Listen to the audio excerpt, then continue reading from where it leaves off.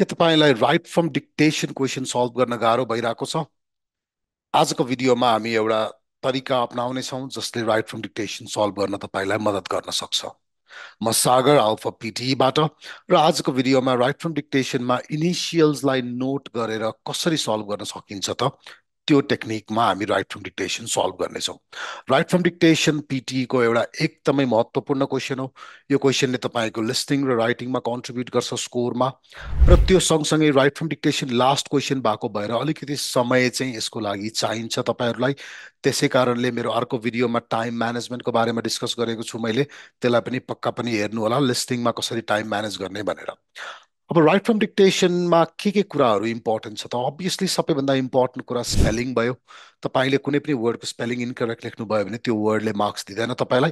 र त्यो सँगसँगै अर्को कुरा इम्पोर्टेन्ट के छ भन्दा वर्ड अर्डर भन्छौँ हामीले। So I love reading books भन्ने सेन्टेन्स आयो तपाईँलाई, आई रिडिङ लभ बुक्स लेख्नुभयो भने त्यो वर्ड अर्डर मिलेन। सो त्यस्तो कारणले पनि तपाईँको मार्क्स घट्छ। त्यसैले यो जुन अहिले हामीले ट्राई गर्न लागेको मेथड इनिसियल्स राइट टिप्ने मेथडले चाहिँ तपाईँलाई त्यो प्रब्लमबाट जोगाउन सक्छ। र सँगसँगै कतिवटा वर्ड्सहरू थिए त्यो स्पिचमा, त्यो कुरा पनि तपाईँलाई आरामले थाहा पाउनु हुनेछ। एउटा दुइटा साम्पल क्वेसन्सहरू सँगै गरौँ र त्यो गरिसकेपछि तपाईँहरूलाई पक्कै पनि आइडिया धेरै नै हुनेछ है त। ओके, म मेरो स्क्रिन सेयर गर्छु। Let's go to Alfa PTE. Okay, प्र्याक्टिसमा गएँ, म राइट फ्रम डिक्टेसनमा गएँ। राइट, सुरुकै एउटा दुइटा क्वेसन्सहरू गरौँ, नो प्रब्लम। सो सुन्नु होला। Creativity is more important to undergraduates.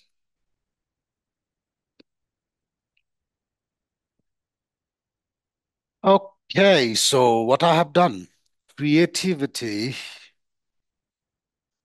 is more important to undergraduates. C भनेको creativity, I भनेको is, more. So मैले is नै टाइप गरेछु यहाँ। So is more important to undergraduates. So यसले चाहिँ केमा मद्दत गर्छ त मलाई भन्दा, यो आई भन्ने के थियो त? इज।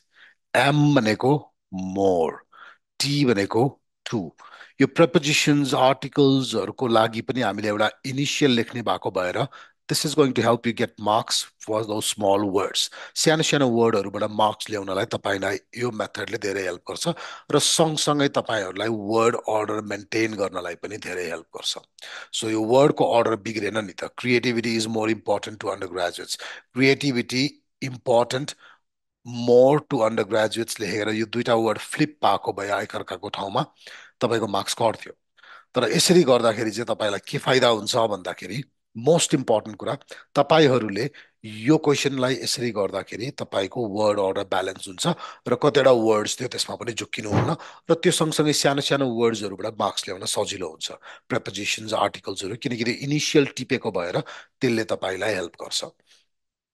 ओके, अर्को एउटा क्वेसन पनि ट्राई गरेर हेरौँ।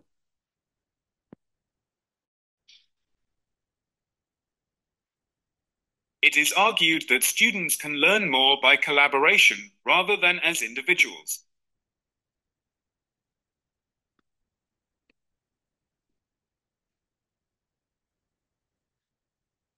Okay, it is argued that students can learn more by collaboration rather than as individuals.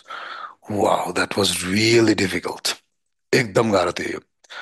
So it is argued that, okay, students can learn more by collaboration rather than as individuals. Okay, so यति लामो sentence त्यो इनिसियल्सहरू नटिपेको भए अलिकति दुई चारवटा वर्ड्सहरू छुटिहाल्थ्यो फुस्योर, होइन? इनिसियल्स टिप्नाले फाइदा दुईटा के भयो त? त्यो वर्डको अर्डर हामीले प्रिजर्भ गर्न सक्यौँ, त्यो सेन्टेन्सको स्ट्रक्चर मेन्टेन भयो। र नम्बर टू, अझै अर्को इम्पोर्टेन्ट कुरा भनेको तपाईँको वर्ड्सहरू सानो सानो वर्ड्सहरू छुटेन। जस्तो यो sentence it looks very difficult, तर रियालिटी हेर्ने हो भने यसमा तपाईँलाई कोलाबोरेसन एउटा गाह्रो वर्ड छ। त्योभन्दा बाहेक इन्डिभिजुअल्स हामीले सुनिराखेकै वर्ड हो, स्टुडेन्ट सुनिराखेकै वर्ड हो। अब आई, इट, इज, त्यो दुईटा अल्फाबेट मैले टाइप गर्ने बित्तिकै मेरो 2 मार्क्स त कन्फर्म भयो नि त। That is a easy word, can is an easy word, त्यसपछि more, by, than, as. So there are 6, 7, 60% of the words are easy. त्यो वर्ड्सहरू तपाईँले यदि इनिसियल्स टिपेर याद गर्न सक्नुहुन्छ भने this is a method that is going to be really helpful. तपाईँलाई धेरै नै मद्दत हुन सक्छ। ठिक छ, त्यो कारणले गर्दा एकचोटि ट्राई गरेर हेर्नुहोस् यो मेथडलाई तपाईँहरूले। अनि त्यसपछि कस्तो हुन्छ let us know in the comments.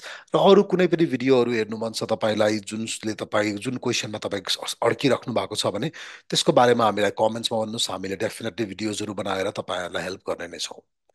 Until next time, this is Sagar from Alpha PT saying goodbye. राम्रोसँगले प्र्याक्टिस गर्दै गर्नुहोस्, अल्फा पिटी चलाउँदै गर्नुहोस् र च्यानललाई सब्सक्राइब पनि गर्नु होला। Take care and all see you very soon.